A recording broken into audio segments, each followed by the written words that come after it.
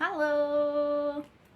Nah, jadi kesempatan kali ini aku mau cerita tentang satu buku, yaitu masih dari penulis Jepang, namun kali ini penulis wanita ya, yang judulnya itu Gadis Minimarket, karya Sayaka Murata.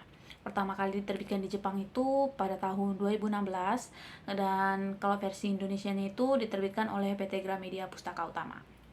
Oke, jadi awalnya aku memutuskan baca buku ini tuh karena eh, banyaknya bookstagrammer yang ngepost di Instagram mereka dan reviewnya itu bagus-bagus semua gitu. Jadi aku kan tertarik gitu kan untuk membaca. Nah, ternyata buku ini itu bercerita tentang Keiko Furukura. Jadi tokoh utamanya itu namanya Keiko Furukura. Keiko Furukura dan pekerjaannya sebagai pegawai minimarket. Nah, jadi dulu si Keiko ini dianggap sebagai orang yang aneh atau tidak normal karena dia memiliki ekspresi yang berbeda dengan orang lain. Contohnya pas dia masih TK, waktu masih di taman kanak-kanak. Dia tuh pernah ngelihat ada burung yang mati. Terus dia bilang ke ibunya, "Yuk kita makan burung itu." Kayak gitu. Terus orang-orang pada terkejut dong di sekelilingnya karena menurut mereka ekspresi yang tepat untuk saat itu adalah mengasihani burung itu, kemudian menguburkannya, seperti itu. Pokoknya mengasihani burung itu gitu. Atau pernah juga waktu di sekolah dasar, waktu SD, dia itu pernah menghentikan perkelahian antara teman-temannya gitu dengan memukul kepala mereka dengan sekop. Jadi orang-orang pada bilang hentikan perkelahian itu. Terus dia cari cara yang paling cepat untuk menghentikan perkelahian itu, yaitu dengan memukul kepala mereka dengan sekop. Terus orang-orang pada terkejut dong. Orang tuanya juga terkejut dan orang tuanya ini berpikir ada yang salah nih dengan si Keiko. Nah, jadi orang tuanya itu berusaha untuk menyembuhkan si Keiko. Padahal si Keiko nggak tahu apa yang salah pada dirinya, dia nggak tahu. Tapi dia tumbuh dengan pemikiran dia harus sembuh meskipun dia nggak tahu harus sembuh dari apa, seperti itu. Terus tahun 1998 pas usianya itu 18 tahun, Keiko mulai bekerja sambilan di minimarket namanya Smile Mart itu kan, yang baru buka. Bu Nah, menurut si Keiko ini, buku panduan minimarket itu mengajarkan dia untuk menjadi manusia normal, dan dia tuh kayak betah gitu loh kerja di minimarket. Nah, 18 tahun kemudian, artinya pada saat dia berusia 36 tahun, si Keiko ini em, masih menjadi pegawai di minimarket. Tapi bukan sebagai manajer atau apa, tapi masih tetap menjadi pegawai sambilan. Seperti itu. Bekerja sambilan alih-alih mencari pekerjaan tetap gitu ya, membuat Keiko itu semakin terasing di antara masyarakat.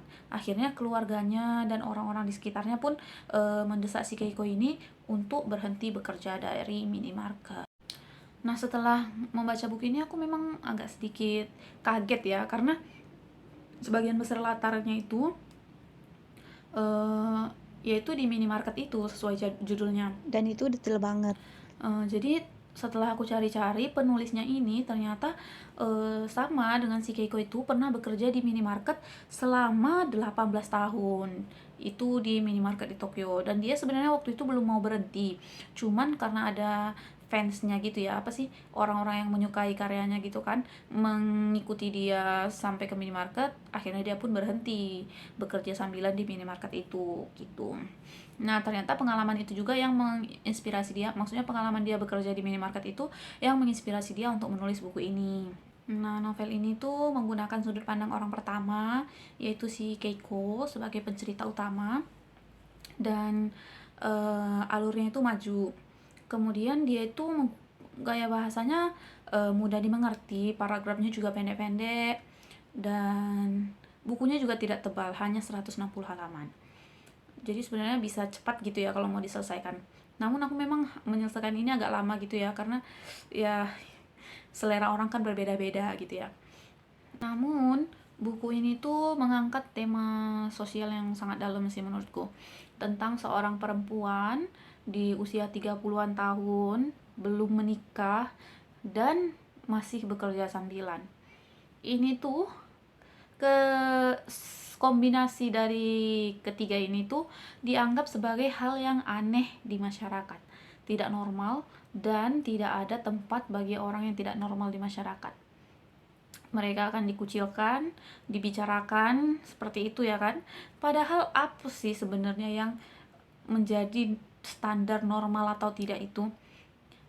Padahal ada nggak sih orang yang dirugikan kalau misalnya kita seperti itu? Nggak ada kan? Siapa juga sih sebenarnya yang ngebuat standar itu? Aku cukup prihatin dengan Keiko yang terpaksa untuk mengikuti standar yang ada di masyarakat. Padahal dia nggak tahu sebenarnya standar normal itu seperti apa sih. Jadi dia itu sampai kayak dipaksa, maksudnya dipaksa keadaan ya, untuk meninggalkan pekerjaan dia di minimarket yang mana udah 18 tahun dilakoninya. Tempat dimana dia merasa dihargai sebagai manusia. Satu-satunya tempat loh yang dia merasa menghargai dia sebagai manusia. Nggak lihat ras, gender, kayak gitu nggak dilihat. Gimana ya? Memangnya salah ya kalau perempuan usia 30-an tahun belum menikah dan masih bekerja sambilan? Ya as long as dia masih bisa membiayai hidupnya dia sendiri, nggak nyusahin orang lain, biarin aja gitu loh. Kenapa harus? Jadi ibaratnya si Keiko itu disuruh milih di usia 30-an tahunnya itu, dia harus disuruh milih apakah kamu sudah menikah atau apakah kamu sudah memiliki pekerjaan tetap. It's okay kalau kamu belum menikah tapi kamu punya pekerjaan tetap, berarti kamu sibuk dengan pekerjaan kamu. Atau pilihan kedua, it's okay kamu nggak punya pekerjaan tetap atau kamu kerja sambilan tapi kamu udah menikah, artinya ada yang mencarikan biaya untuk hidup kamu. Lah, orang si Keiko masih bisa hidup dengan penghasilannya sendiri gitu loh, dan dia memang nggak pengen nikah gitu, tapi orang-orang di sekeliling dia menganggap kalau dia itu kesepian lah, ginilah gitulah, ditanyain setiap ketemuan, kamu kenapa belum menikah, kamu kenapa masih kerja sambilan. Itu kan capek ngejawabnya, ya nggak sih? Capek batin juga nggak sih? Ih, tapi bang gitu guys, masyarakat kita itu masih seperti itu juga, sama kayak masyarakat di Jepang itu, masih suka ikut campur gitu loh. Bener sih kata-kata yang ada di novel ini, yang dia bilang kayak gini, menurutku ketika ada sesuatu yang dianggap aneh, semua orang tanpa sungkan merasa berhak untuk ikut campur dan mereka berusaha mengungkap alasannya. Bener kan? Orang-orang pada pengen ikut campur, nanya alasannya apa, dan alasan itu juga harus masuk di akal mereka gitu loh. Kalau nggak, mereka pasti menganggap kita aneh lah, terus kemudian dikucilkan lah, nggak ada tempat untuk mulai di sini, seperti itu kan. Makanya aku mikir bener sih kalau yang kata-kata orang itu, maksudnya baiknya kita itu nggak bertanya misalnya ke orang yang sudah berumur tapi dia belum menikah, kenapa belum menikah. Itu pertanyaan yang tabu sih menurutku. Bukan tabu sih, apa ya, pokoknya sebaiknya tidak ditanyakan gitu kan. Terus kepada kepada pasangan yang sudah menikah beberapa tahun ditanya kenapa masih belum punya anak, kayak gitu. Atau terkait pekerjaan, kenapa masih belum kerja, kayak gitu. Gimana ya,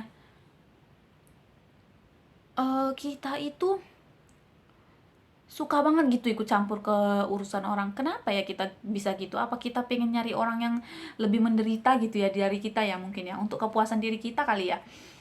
Aneh aja gitu ya nggak sih?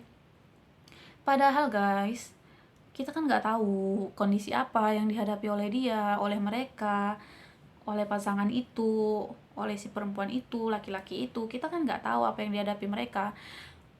Bener sih kata-kata yang bilang kalau perkataan itu lebih tajam gitu ya, dan lebih berbahaya.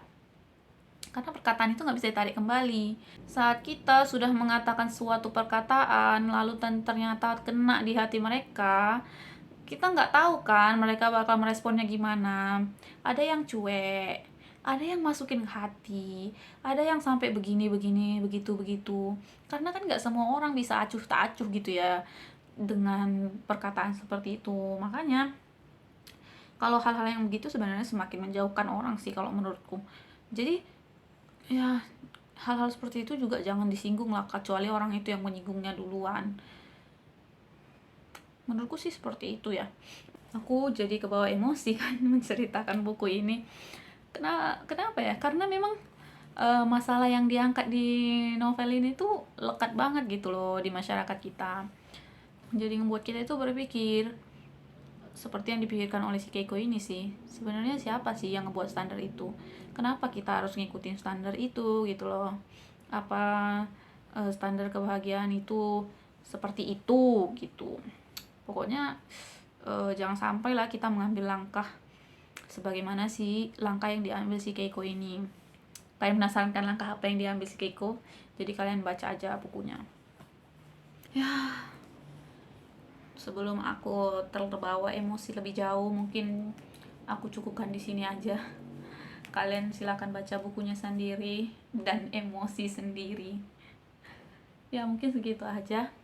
Sampai jumpa di buku berikutnya.